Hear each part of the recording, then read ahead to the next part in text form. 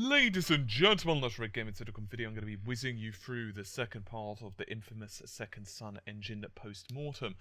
So, I've done an accompanying article for this as well. I'd recommend you check it out because I do have a bucket load of links for you guys, including the original source stuff as well as accompanying links for, say, things such as humor, the basic architecture of the system, and much more besides. So I'd recommend you check it out if you require more information. There's also images which accompany this as well.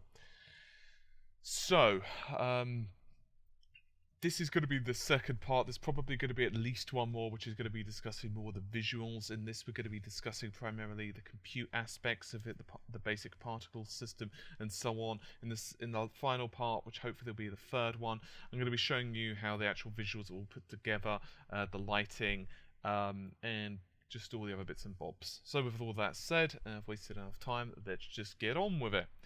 So, as you would expect, I'm going into this with a fair assumption that you already know some stuff regarding the PS4's basic architecture. I just want to point this out. It's going to get somewhat technical. I'm going to do my best to explain it.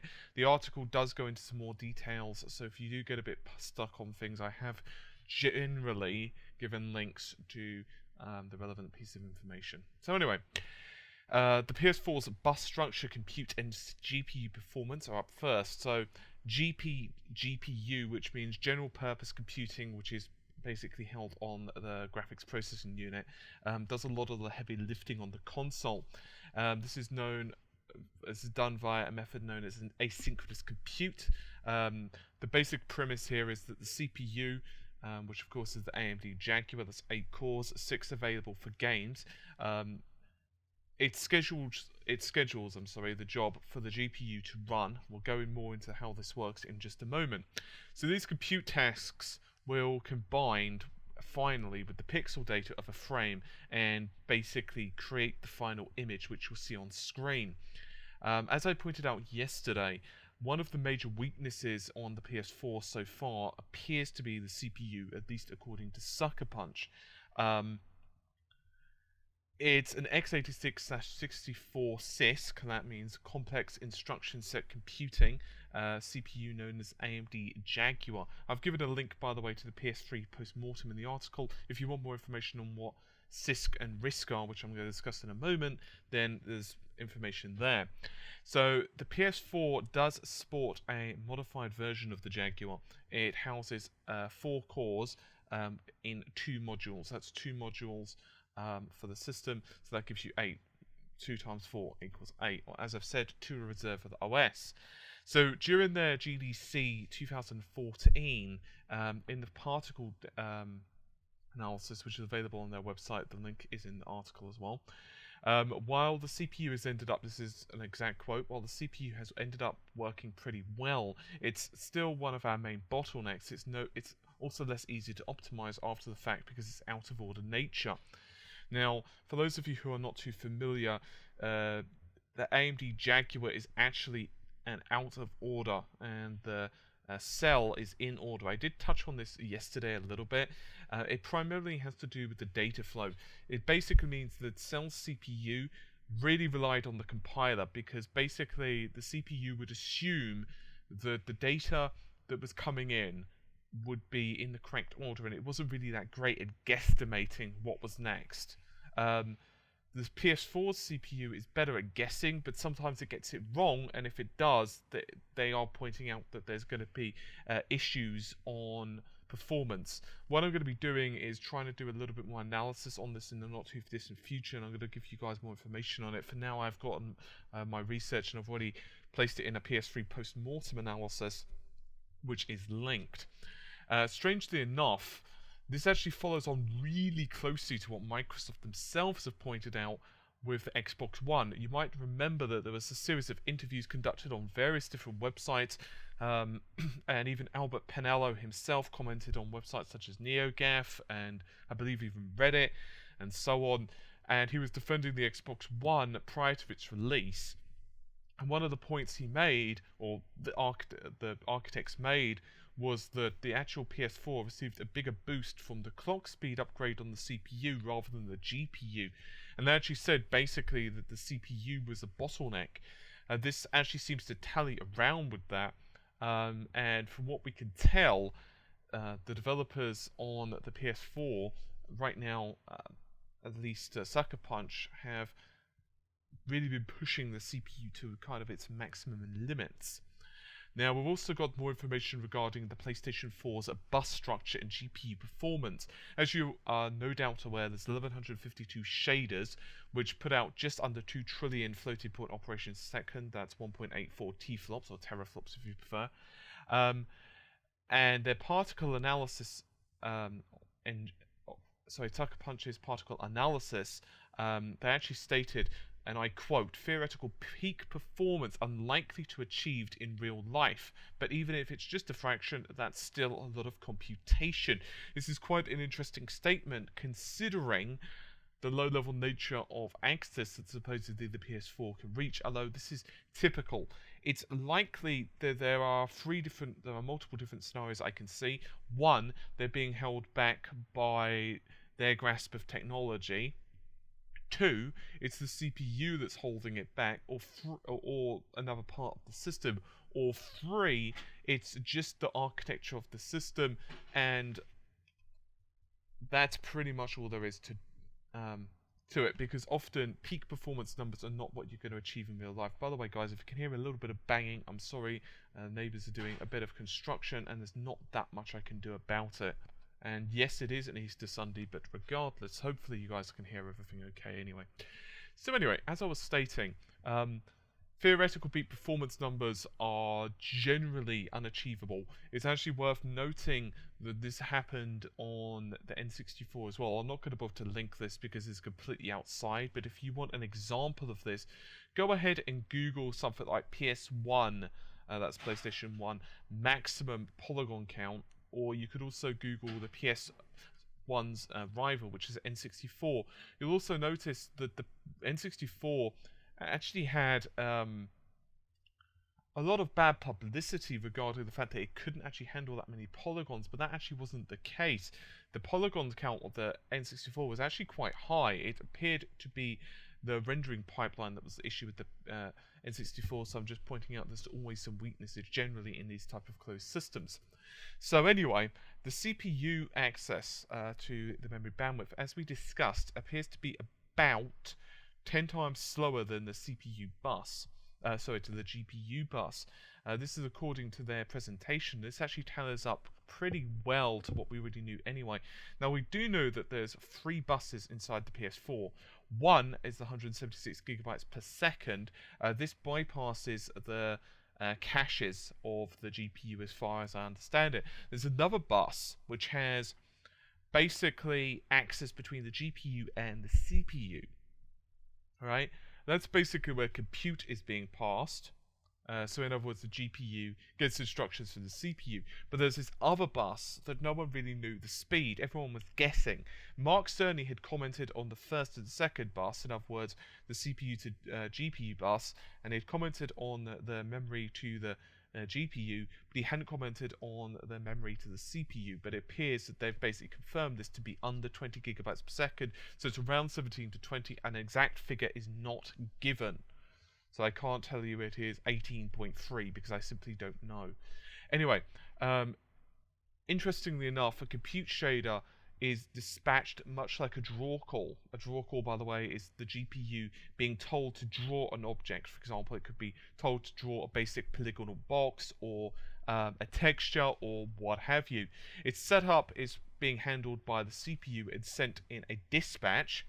Now, this gets a little bit complicated, so hear me out here very carefully. I have got a link to this in the article because it's quite complicated, but basically a dispatch is a number of different thread groups, right? So basically a dispatch is a number of different thread groups, and a thread group is a number of different threads. Now, from perspective point of view, the AMD GCN, which is the base GPU for the PS4, throws out each thread group with 64 threads. So to clarify, the 64 threads per thread group and a bunch of different thread groups make a dispatch, and they're dispatched all at once. Now, the developers actually created their own tools known as expressions. These are basically a programming tool within the studio, but they're more of a visual programming tool. Particle expressions, and it's focused on basically allowing the artist to create particles and other effects without needing to delve into machine code or C++. And indeed, the creation of something like this isn't really new. Developers have been doing something similar for a long time. It allows visual artists to not have to keep bugging the programmers, and it also allows the programmers to give the flexibility to the developers, to the visual artists, so that they could basically keep trying things without needing to constantly recompile things. It's basically very similar to the unified expression language which was developed for Java. The idea here is that, let's say that you're a web developer, you had no real experience with JavaScript, but you just needed to utilize a little bit, where you can basically use the expression language to pretty much mock up what you need. So yeah. The basic premise here is that it's a two-stage compile. They didn't delve super into this, but as far as I can tell, expressions are converted into PSSL. If you want more information on the PSSL, I do need to finish the second part of this at some point. But the PSSL is basically the PlayStation shader language, which is an API. I've covered it on YouTube already, but I need to finish the second part.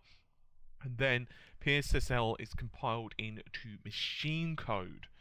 Now, interestingly enough, the compiler they point out, and this ties up with what I pointed out regarding the out-of-order nature of the CPU, but the compiler is not well optimized, and they actually don't believe it's that a smart or prudent option to actually trust in it too much in terms of optimization. Now, how it basically works is that once expressions are turned into PSSL, also known as the first stage of compiling, they inject this code via a hashtag define. This is a basic option. I'm going to call it that in C++. You're basically defining a function or variables or whatever you need to do into the system. So you're either using hashtag defines or command line parameters in the final PSSL compile. So in other words, it's inserting the information for the final compile, and then that's compiled into the binary, which obviously will run on either the developer's machines or the PS4. This is typical on C++ to use defines, as I've stated. Now, they're using a double buffering for infamous second stun. They've stated that quite clearly. So in this case, one frame is being computed on the CPU while being drawn and while drawing the previous frame. So the CPU, the Jaguar spans a variety of different tasks. So we've covered a lot of this in the article, but basically gameplay, game engine, physics, everything is being obviously computed on the CPU. So double or triple buffering, although double is only being utilized here, has been around for a long time. It's not anything new, but it's being utilized a lot heavier now. Now we're getting Gpgpu stuff. It works by having a front and a back buffer. So you might have heard of front, you might have heard of those terms before, a front and a back buffer. So the back buffer is what's being currently drawn and created. So in other words, you're not seeing that on screen. The second buffer, poetically named front buffer, is what's being displayed. So the two buffers aren't really interacting with one another in that sense because they are two separate buffers. But it's not like the two buffers are anything other than a state. They're just names. So in other words, let's just call them buffer A and buffer B for the sake of it. A is being drawn, B is shown on screen. So once A is finished being drawn and B is shown, the two will switch. So A becomes B and B becomes A. Hopefully that becomes quite clear to you guys. So how it basically works is you're basically seeing the compute happen a frame behind what's actually happening on screen because of the double buffer nature. So there was some images in the article which would probably make this a bit clearer if you want to check it out. But suffice to say, as it's something that's being set up with the compute shaders, draw, it's then put on the draw, which is then put to the display. Obviously this happens in a variety of different frame times depending on how busy things are at once. Obviously, things will start chugging a bit if you're having a lot of boom, boom, booms on screen. So hopefully you've got a basic idea of now what that means. And Sucker Punch actually note there's multiple ways you can actually run compute. The first is very similar to like a graphics pipe. The compute instructions are basically thrown in, jumbled in with the vertex, pixel shaders, and so on. And the second is asynchronous compute queues. You might have heard of those. That's basically that utilizing the ACEs. The hardware itself has schedules. I've covered those already. There's a link in the article. And they allocate various shader resources, basically 1152 shaders inside the GPU, to do with as the CPU commands, or basically the CPU tells the GPU that the GPU will have these engines, these ACE engines, to pretty much tell the shaders what to do. So in other words, the shaders are like the workhorses. Remember, the PS4 does have a beefed up queue structure, and you can use an API to prioritize, but they point out that they do not.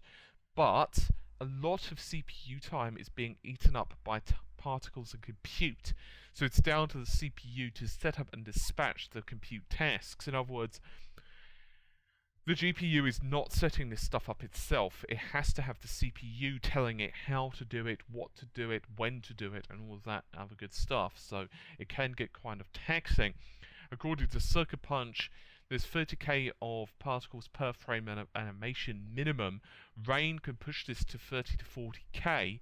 However, the engine can push up to 128,000 particles, which is, well, a lot, as you can imagine. You've got to, I have got some images and stuff in here which probably make it a bit easier to explain, but suffice to say, it's very complicated how the compute queue works. It basically works by figuring out the particle state, and then it sends an update. So it might have to either emit new particles, which is basically it pretty much rendering, creating them, which then has to figure out their transparency, their color, their position, their emit time. Emit time, by the way, is how long it's actually on screen. Think about it. A particle isn't necessarily on for the same length of time as another. Finally, we're going to be discussing syncing. So the GPU does have 1152 shaders, as we've pointed out, which is significantly more threads that are going on. There's thousands of threads that could potentially be going on at once. They're all being juggled by the hardware of the GPU. This is considerably more, to the order of magnitudes, quite literally, of what's being handled on the CPU. And so if we look at it this way, the PS4 does utilize heterogeneous unified memory architecture. Already done an article on that. There's a link to it if you're not too familiar with it. It basically means the CPU and the GPU address exactly the same memory space. But there are weaknesses with this system, despite the fact that Sony were well, I wouldn't say just Sony, but pretty much everyone was really going kind of crazy on this humor thing. But it does have some issues. So it's kind of a triumph. It's a step forward in some ways, but it also has weaknesses in others. One of the primary ones is actually the syncing of data, particularly when you're dealing with more fine-grained computing. Fine-grained, by the way. The finer the grain, basically, the more jobs there are for a specific task. This means you've got a lot more control, but at the same time, you're using up more performance because you're dealing with more, well, basically trying to track more jobs. So there's that. So a typical frame of animation in combat has like 4 ms of CS, compute shader, 3 ms to render, as with like 1,000 emitters. So ensuring data is all synced up becomes really vital when there's like thousands of instructions running on this GPU in parallel that you're doing with like massive buffers. There are multiple ways to deal with this.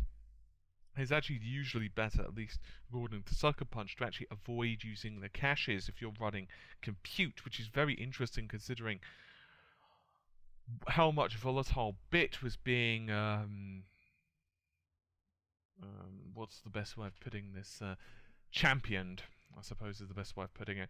You may remember volatile bit is basically the way to simply nuke one line of code in the cache. It's very handy apparently for compute, but they are stating that right now they're not utilizing that. In fact, for the purposes of sync, they don't want that at all. And basically speaking, they sometimes need to issue a sync command to the GPU's buffer. But they apparently don't really want to do this too often because it could basically, in their own words, blow out the pipeline. How this basically works is that once you issue a sync command, you've basically said no other commands can be issued until we're all up to date. So in short, until everything is processed, the GPU is not going to receive any more compute commands whatsoever. It's just going to have to stall and wait. So let's say it's still got 30 jobs left. I'm just using a complete arbitrary, useless number, but whatever. No other commands can be issued until it's finished. So that's pretty much it. It has to just kind of wait. So in that respect, it can cause issues mostly in terms of latency, and basically the problem is parallel computing has a slight latency naturally attached to it. There is a link to this, by the way, in the article. I'd recommend you check it out. It's a very complicated read, however, but it's known as Reducing Latency in Fine-Grained Compute. It's from Princeton, so it's pretty interesting. It's a couple of years old now, but it still bears quite a lot of fruit today to read. And basically the problem is that once you blow out the pipes, you're basically waiting for more data to be dispatched. And so there can be that little bit of a problem there, because obviously there is that little bit of latency associated with GPU computing. So what they basically do is they run the program to basically, for each of the emitters, to basically put out the particles, and then they'll sync so that everything's in line. So that all the particles know what they're doing, and then another sync will occur after they've updated all the particles. And then they'll ribbonize, and then they'll run another sync so that they can start sorting out the location of all the particles and, you know, what their order is and all of that type of shiny stuff. And that's about it for this particular video. I am just about finished. As I said, there is some more stuff in the articles, but I think that's just about it for the compute, finishing the compute side of things and giving you an idea of like how a lot of the stuff works. Hopefully you found it informative.